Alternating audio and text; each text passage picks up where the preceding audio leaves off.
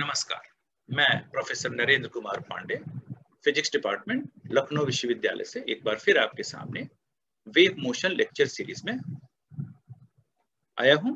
और आज के जो वेव मोशन का लेक्चर सीरीज है उसका 8वां लेक्चर है, जिसमें कि आज का टॉपिक है बीट्स इन साउंड वेव्स। जैसा कि हम लोग पहले के लेक्चर्स में देख चुके हैं कि सुपरपोजिशन प्रिंसिपल के 3 एग्जाम्पल्स थे। एक था इंटरफेरेंस, दूसरा बीट्स और तीसरा स्टेशनरी वेव्स। हम लोगों ने इंटरफेरेंस के बारे में ऑलरेडी बात की है पिछले लेक्चर में, तो आज हम लोग डिस्कस करने जा रहे हैं बीट्स के बारे में। So let us begin with beats in sound waves. ना बीट्स है क्या? बीट्स बेसिकली एक फिनोमेनन है सुपरपोजिशन ऑफ 2 साउंड वेव्स का, जिसमें दोनों साउंड वेव्स के बीच में एक स्लाइटली डिफरेंट फ्रीक्वेंसीज होती है। दोनों की फ्रीक्वेंसी में डिफरेंस जो होता है वो कम होता है, स्लाइटली डिफरेंट फ्रीक्वेंसी होता है दोनों के बीच में। और इसके कारण उसमें हमें जो है, जो साउंड हमें रिसीव होता है दोनों के सुपरपोजिशन के कारण, वो मैक्सिमम और मिनिमम दोनों होता है, और ये टाइम में होता है। यानी अभी अगर मैक्सिमम सुनाई दे रहा है तो थोड़ी देर बाद मिनिमम उसी जगह सुनाई देगा, फिर मैक्सिमम, फिर मिनिमम सुनाई देगा। Actually, it is because of the difference in the frequencies of the 2 waves that there is a periodic change in the phase of the 2 waves. और दोनों के बीच में अगर एक periodic change of phase होगा तो naturally superposition में उनका जो amplitude होगा, resultant amplitude होगा, वो periodically change होगा। जबकि interference में जो दोनों sound waves होते हैं, दोनों के बीच एक constant phase difference होता है। और कांस्टेंट फेज डिफरेंस होने के कारण किसी भी जगह पर आप खड़े हो, अगर वहां पर आपको मैक्सिमम साउंड वेव सुनाई देता है तो वहां आपको हमेशा मैक्सिमम साउंड वेव सुनाई देगा। अगर आपको कहीं मिनिमम सुनाई देता है तो हमेशा मिनिमम सुनाई देगा। यानी इंटरफेरेंस के केस में there is redistribution of energy in space, जबकि बीट्स के केस में there is redistribution of energy in time.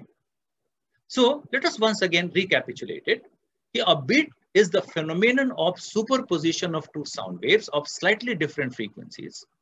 In the phenomenon of beats, the phase difference between the 2 sound waves continuously changes as against the interference, where the phase difference between the 2 waves remains a constant. That is, the 2 waves are coherent.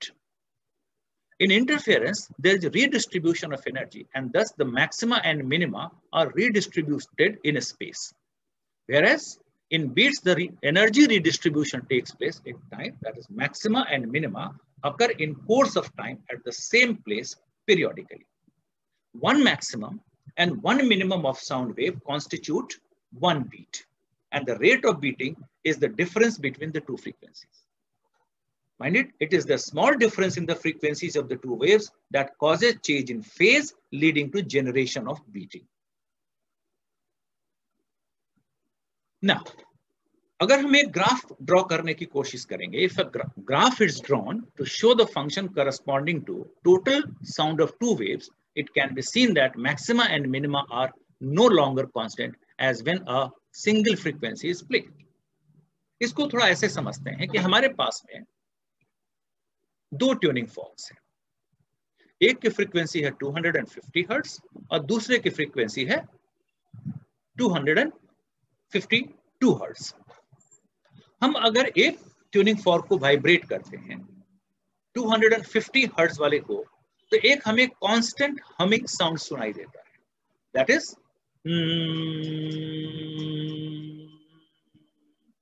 There is no variation of sound, a constant sound is heard. Similarly अगर हम vibrate करते हैं 252 hertz वाले tuning fork को, फिर हमको एक बार फिर वैसे ही हमिंग साउंड सुनाई देगी, कांस्टेंट इंटेंसिटी एम्पलीट्यूड जो भी कहिए, कोई वेरिएशन साउंड वेव का नहीं होगा। तो अब अगर हम 250 हर्ट्ज एंड 252 हर्ट्ज वाले दोनों ट्यूनिंग फॉर्क को एक साथ में अगर हम वाइब्रेट करते हैं तो अब सब मामला बदल जाता है।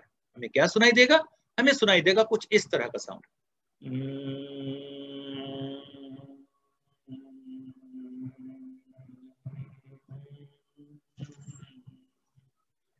मैक्सिमम साउंड, थोड़ी देर बाद मिनिमम साउंड, मैक्सिमम साउंड, थोड़ी देर बाद मिनिमम साउंड। यानी दोनों tuning fork 250 hertz and 252 hertz के दोनों ट्यूनिंग फॉर्क को अगर हम एक साथ वाइब्रेट करते हैं तो हमको पीरियोडिकली मैक्सिमम साउंड और मिनिमम साउंड सुनाई देता है। और अगर दोनों के बीच का डिफरेंस 2 हर्ट्ज का है तो हमको 2 बार मैक्सिमम और 2 बार मिनिमम सुनाई देगा। अब इस चीज को हम लोग मैथमेटिकली देखने की कोशिश करते हैं। Let us consider two sound waves at x is equal to 0। आप जानते हैं कि the equation of a plane progressive wave is written like y is equal to a cos या sin omega t minus kx। Omega का मतलब 2 pi ft, f is the frequency. तो x is equal to 0 पर हमारे पास सिर्फ omega t बचेगा। तो दोनों वेव हम इस तरह से लिख सकते हैं, y1 is equal to a cos 2 pi f1t, यहाँ f1 उसकी फ्रीक्वेंसी है, and y2 is equal to a cos 2 pi f2t, या f2 यहाँ पर जो है वो फ्रीक्वेंसी है दूसरे वेव की। For the convenience of calculation, we have taken amplitudes to be the same. Now the superposition of two waves will give, cosine law लगा देते हैं, cos a plus cos b, तो हमें मिलता है y is equal to twice a cos 2 pi f1 minus f2 by 2 into t into cos 2 pi f1 plus f2 by 2 into t। हम right hand side वाले को यानी f1 plus f2 by 2 into t को left hand side में अगर हम ले आए तो हम लिख सकते हैं 2a cos 2 pi f1 plus f2 by 2 into t and cos 2 pi f1 minus f2 by 2 into t।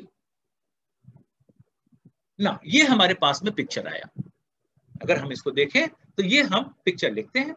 इसमें से गौर करिएगा, ये वाला फैक्टर जब हम अगर इसको ग्राफ को प्लॉट करने की कोशिश करेंगे तो हमें इस तरह का ग्राफ मिलेगा। इसमें से ये वाला factor cos 2 pi f1 minus f2 by t वो ये वाला पोर्शन का है, इसकी फ्रीक्वेंसी है f1 minus f2 by 2। और जो अंदर में जो आप ऑसिलेशन वेरिएशन देख रहे हैं एम्पलीट्यूड का, देखिए पीरियोडिकली ये एम्पलीट्यूड बढ़ता बढ़ता बढ़ता मैक्सिमम पर जाकर के फिर घटता घटता घटता फिर मिनिमम पर आता है, फिर बढ़ना शुरू करता है, बढ़ता बढ़ता मैक्सिमम पर जाता है, फिर मिनिमम पर आता है। तो ये जो फ्रीक्वेंसी इसकी है, जो अंदर में जो आप देख रहे हैं वेरिएशन एम्पलीट्यूड का, इसकी frequency f1 plus f2 by 2 होगी, यानी average of the two waves की फ्रीक्वेंसी के। और इसकी जो फ्रीक्वेंसी होगी ये half of the difference between the two frequencies होगी। और ये बीट्स का कैरेक्टरिस्टिक ग्राफ है जो कि आप देख सकते हैं। और ये जैसे यहां भी वही चीज दिखाया गया है कि भाई एक बहुत स्लाइट डिफरेंस है फ्रीक्वेंसी में दोनों के, एक को डार्क लाइन से दिखाया गया, एक को हल्के लाइन से दिखाया गया, दोनों के बीच का सुपरपोजिशन होता है। और चूंकि स्लाइट डिफरेंस ऑफ फ्रीक्वेंसी के कारण पीरियोडिकली फेज चेंज होगा, और पीरियोडिकली फेज चेंज होगा तो रिजल्टेंट जो एम्पलीट्यूड है वो भी पीरियोडिकली चेंज होगा। जस्ट लाइक पिछले में हमने देखा था, यहाँ पर एक बड़े से रेंज में हम इस चीज को देखने की कोशिश कर रहे हैं, तो ये हमको दिखाई देता है बीट्स का phenomena. Now, if the two original frequencies are quite close, for example, a difference of 10 hertz or around, the frequency of the cosine of the right side of the expression above, that is f1 minus f2 by 2, is so low that it is difficult to perceive it as an audible tone or pitch. ये difference को सुनना बड़ा मुश्किल है। It can be said that the lower frequency cosine term is an envelope, f1 minus f2 by 2 वाला term जो है, it can be said that the lower frequency cosine term is an envelope for higher frequency cosine term, that is f1 plus f2 by 2. That is, its amplitude is modulated. And the frequency of modulation is f1 plus f2 by 2, that is average of the two frequencies. You can see in the diagram here. Now, हर एक trough के बाद में एक crest मिलेगा, हर एक crest के बाद एक ट्रफ मिलेगा alternatively. Each peak is replaced by a trough and vice versa. However, अब यहाँ पर गौर करना, human ear is not sensitive to phase of a sound wave. हमारा ear phase को differentiate नहीं कर सकता है. Only its amplitude and intensity it can perceive. So इसलिए हमारे कान को phase का difference perceive नहीं होकर के maxima और मिनिमा जो साउंड वेव का होता है वो हमारा कान सुन पाता है, फेज के प्रति हमारा कान सेंसिटिव नहीं है। सो दो चीजें हैं, गौर करिएगा, क्या है, lower frequency cosine term f1 minus f2 by 2 वाला टर्म जो वो एनवेलप का फ्रीक्वेंसी है, जो ऊपर से बड़ा सा एनवेलप बन रहा है, ठीक, किसका, of higher frequency cosine term, that is f1 plus f2 by 2 वाले का। और ये देखिए बीट्स का, जैसे कि दो साउंड वेव दिखाया गया है, इसमें दोनों के बीच स्लाइट फ्रीक्वेंसी का डिफरेंस है, तो रिजल्टेंट ये मिलेगा। गौर करिएगा, ये साउंड वेव है और साउंड वेव लॉन्गिट्यूडनल वेव होता है, और लॉन्गिट्यूडनल वेव में इसका रिप्रेजेंटेशन साइन या कोसाइन से विजुअलाइज करना मुश्किल होता है। तो हम इसको कैसे विजुअलाइज करते हैं साइन या कोसाइन टर्म में, इसके बारे में विस्तृत पूरे हम लोगों ने डिटेल्स में ऑलरेडी पिछले लेक्चर्स में किया है कि कैसे हम एक लॉन्गिट्यूडनल साउंड वेव को भी साइन या कोसाइन वेव से रिप्रेजेंट करते हैं। इसलिए यहाँ पर साउंड वेव को भी साइन या कोसाइन वेव से दिखाया गया है। तो एक ऊपर देखिए, इससे हमने दिखाया है एक फ्रीक्वेंसी इससे, और दोनों के बीच का जहां जहां पर जैसा फेज डिफरेंस है उसके कारण हमें यहाँ रिजल्टेंट मिल रहा है। You can see from here, this is the beats. अब इसमें देखिए हमारे पास क्या है, जो हमारा एक्सप्रेशन आया था y is equal to twice a cos 2 pi f1 minus f2 by 2 into t cos 2 pi f1 plus f2 by 2 into t, और ये एनवेलप का फ्रीक्वेंसी है। तो हम ये कह सकते हैं कि अगर हमारे इस एक्सप्रेशन में जो हमारा एनवेलप वाला जो टर्म है, ये जो एनवेलप को रिप्रेजेंट करता है उसकी शेप को cos 2 pi f1 minus f2 by 2 into t, अगर ये 1 के बराबर है, if this is equal to 1, then you can understand कि अगर ये 1 है तो हमारा एम्पलीट्यूड उस जगह पर 2a होगा, maximum a plus a maximum amplitude होगा। और एम्पलीट्यूड अगर मैक्सिमम होगा तो वहां पर इंटेंसिटी भी जो हमें सुनाई दो कि वो मैक्सिमम होगा। यानी हम ये बात कर सकते हैं कि अगर cos 2 pi f1 minus f2 by 2 into t is equal to 1, the two waves are in phase, क्योंकि तभी a plus a is equal to 2a होगा, and they superimpose constructively। लेकिन अगर यही वाला फैक्टर 0 के बराबर है तो पूरा एम्पलीट्यूड 0 हो जाएगा, जैसे कि हम इस पॉइंट की बात कर रहे हैं।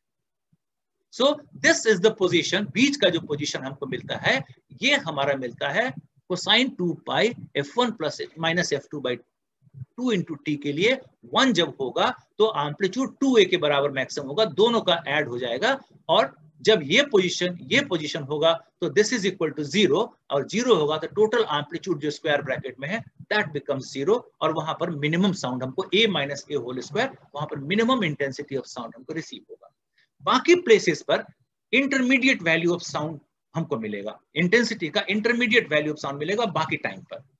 सो at those times when this factor cos 2 pi f1 minus f2 by 2 into t is equal to 1 है, at those times phase difference will be 0 and therefore we will have maximum sound, and if this one is such that कि हमारा ये factor 0 हो जाता है cos 2 pi f1 minus f2 by 2 into t, then at these times the intensity will be minimum.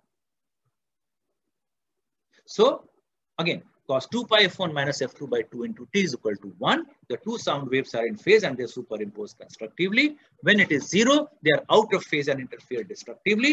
Beats occur also in more complex sounds or in sounds of different volumes, though calculating them mathematically is not so easy.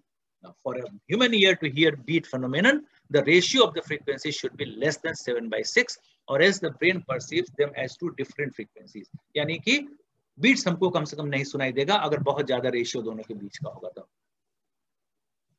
And this is a typical example of a beats phenomenon का जो हमारा है, आप खुद देख लीजिए इसमें कि हमारे पास में एक ब्लू वेव है, दो साइन वेव यहां लिए गए हैं, the sum blue of two sine waves red and green. गौर करिएगा, ब्लू जो है वो रिजल्टेंट है और दो साइन वेव जिनका कि सुपर इम्पोजिशन हो रहा है वो है रेड एंड ग्रीन। ये रेड है और ये ग्रीन है, दोनों का सुपर पोजिशन है, और ये जो हमारा ब्लू है ये ब्लू हमारा दोनों का रिजल्टेंट है।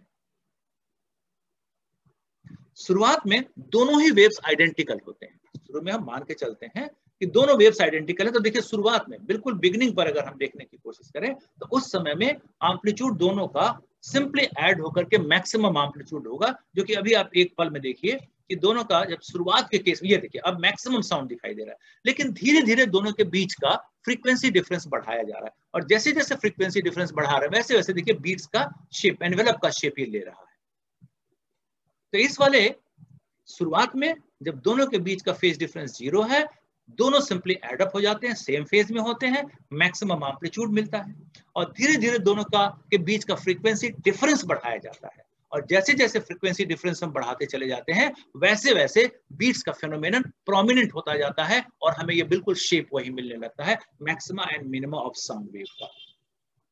So, इस तरह से depending on what is the difference between the two phase at any point of time, intensity will be maximum or minimum.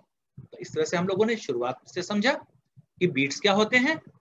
एक बार फिर से रिकैप करने के लिए, बीट्स में दो साउंड वेव्स ऐसे वाइब्रेट किए जाते हैं जिनके बीच का बहुत कम फ्रीक्वेंसी डिफरेंस होता है। चूंकि फ्रीक्वेंसी डिफरेंस होता है तो फेज डिफरेंस भी पीरियोडिकली चेंज करता है, और जब फेज डिफरेंस पीरियोडिकली चेंज करेगा तो नेचुरली सुपरपोजिशन के कारण जो रिजल्टेंट एम्पलीट्यूड या रिजल्टेंट इंटेंसिटी होगा उसका वैल्यू भी पीरियोडिकली चेंज होगा, मैक्सिमम से मिनिमम से मिनिमम से मैक्सिमम, और जितना डिफरेंस फ्रीक्वेंसी का होगा उतने बीट्स सुनाई देंगे। और वन बीट का मतलब one maximum intensity of sound wave and one minimum intensity of sound wave. So thank you very much for your kind attention.